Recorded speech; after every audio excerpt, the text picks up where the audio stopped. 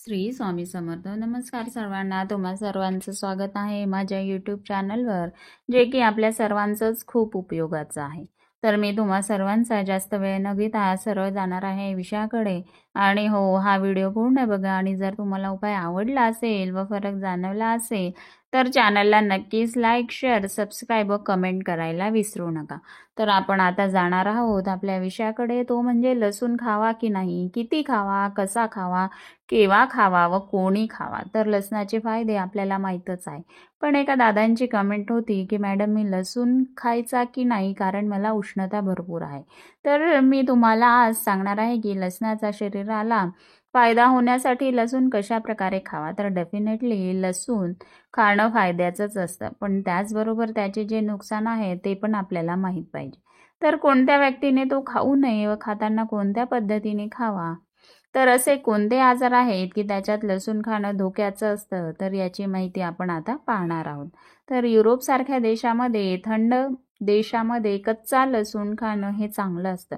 लसूण हा उष्ण असतो, तर युरोपसारख्या थंड देशात तशा प्रकारे म्हणजेच कच्चा लसूण खाणं चांगलं असतं. पण भारत हा उष्णकटिबंधीय प्रदेश आहे, त्यामुळे भारतामध्ये कच्चा लसूण कोणत्या व्यक्ती खाऊ शकतात, कोणते व्यक्ती खाऊ शकत नाही, हे फार महत्त्वाचं आहे. तर लसणाचे गुणधर्म तुम्हाला सर्वांना माहीतच आहे. लसूण तिखट असतो, पचायला जड असतो, मलप्रवृत्ती वाढवणारा असतो, शुक्राणू वाढवणारा असतो, बुद्धिवर्धक आहे, जंतुनाशक आहे. तर या लसणामध्ये असणारं जे ॲलॅसिन आहे, त्या आतड्यांमध्ये असणारे अपायकारक जे जंतू आहेत त्याचा नाश करतो. त्याचबरोबर फुफ्फुसातील जे जंतू आहेत म्हणजेच ब्रोंकायटिसची समस्या ज्यांना आहे ती पण घालवण्यासाठी लसूण फायद्याचाच असतो. कोलेस्टेरॉल सुद्धा कमी करतं. लसूण हा रक्ताची गुठळी होऊ देत नाही व अटॅकचा धोका कमी करतो. हे इतके जरी फायदे लसणाचे असले तरी कोणत्या व्यक्तीने लसूण खाऊ नये हे महत्त्वाचं आहे. कारण या व्यक्तींनी जर लसूण खाल्ला तर त्यांचा जो आजार आहे तो नक्की वाढू शकतो. तर ज्यांना लिव्हरचा त्रास आहे तर त्यांनी लसूण खाऊ नये व कच्चा लसूण तर अजिबात खाऊ नये.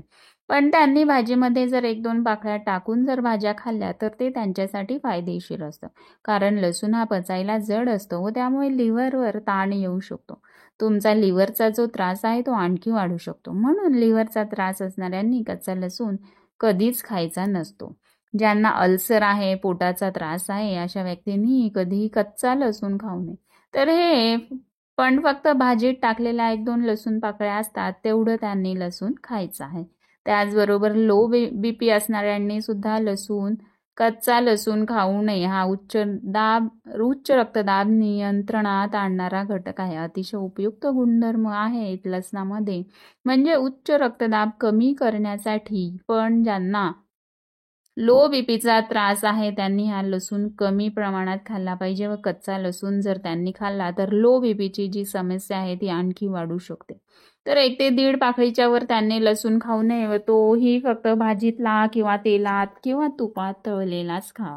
त्याचप्रमाणे गर्भवती स्त्रियांनीही लसूण खायचा नाहीये. जर या स्त्रियांनी लसूण खाल्ला तर त्यांचं जे रक्त आहे ते पातळ होतं व त्याने त्यांना रक्तस्राव होऊ शकतो. म्हणून गर्भवती स्त्रियांनी कच्चा लसूण कधीही खायचा नाही. पण या स्त्रिया लसूण खाऊ शकतात, पण फक्त शिजवलेला व भाजलेला भाजीतलाच लसूण त्यांनी खायचा. म्हणजे त्याचे अपाय कमी होत असतात व त्याचे फायदे होतात. त्याच पद्धतीने स्तनपान करणाऱ्या स्त्रियांनी पण कच्चा लसूण खायचा नाही. तर तो लसूण तुम्ही भाजीतलाच किंवा तेलात व तुपात तळलेलाच 1 व 2 पाकळ्याच खायच्या आहेत. तर ज्यांना रक्ती मूळव्याध आहे, म्हणजे मूळव्याधीमधून ज्यांना रक्त पडतं, त्याच पद्धतीने ज्यांना भगंदर आहे त्यांनी लसूण अजिबात खाऊ नये. कारण लसणामुळे रक्त हे पातळ होतो आणि तुम्ही जेव्हा शौचाला जाता तेव्हा जास्त रक्त पडण्याचा संभव असतो. म्हणून ज्यांना मूळव्याध आहे त्यांनी कमी प्रमाणामध्ये खावा व तो पण तळून, भाजून किंवा भाजीतलाच खावा. म्हणजे त्याचे अपाय तुम्हाला होणार नाही. ज्यांना मायग्रेनची समस्या आहे, डोकेदुखीची समस्या आहे, अर्धं डोकं दुखतं, त्यांनी सुद्धा कच्चा लसूण खायचा नाहीये. पण ते खाऊ शकतात जर त्यांना पण ते खाऊ शकतात जेव्हा त्यांना हृदयाचा पण ही लोकंसुद्धा, व्यक्तीसुद्धा लसूण खाऊ शकतात. जर त्यांना हृदयाचा त्रास असेल, ब्लॉकेजचा त्रास असेल तर ते खाऊ शकतात.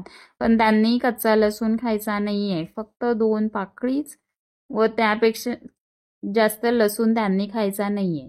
व ज्यांचे डोळे लाल होतात, ज्यांच्या डोळ्यातून पाणी येतं, त्या लोकांनी सुद्धा कच्चा लसूण खायचा नाहीये.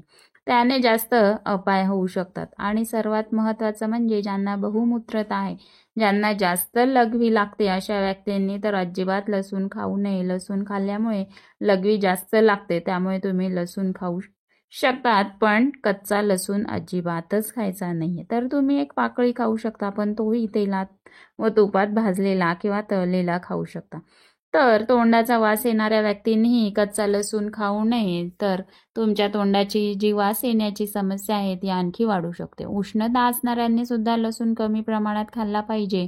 आणि तो लसूण तर कच्चा अजिबातच खायचा नाहीये. तुम्ही एक पाकळी लसूण खाऊ शकता, पण ती सुद्धा तेलात किंवा तुपात तळलेलीच व भाजीतलीच तुम्ही खायची आहे.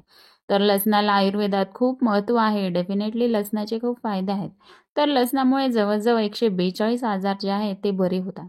पण या व्हिडिओत सांगितल्याप्रमाणे जर खाल्ला तरच त्याचा फायदा होतो, नाहीतर नुकसान होऊ शकते. व ज्यांना कुठलाही त्रास नाहीये ते कच्चा लसूण खाऊ शकतात. जर ज्यांच्या शरीरात खूप उष्णता आहे त्यांच्यासाठीही मी एक व्हिडिओ बनवला आहे की उष्णता कशी कमी करावी. तर त्या व्हिडिओची लिंक मी डिस्क्रिप्शन बॉक्समध्ये दिलेली आहे. तर तोही व्हिडिओ नक्की बघा. व अशाच नवनवीन व्हिडिओसाठी चॅनलला लाईक, शेअर, सबस्क्राईब व कमेंट करायला विसरू नका. धन्यवाद.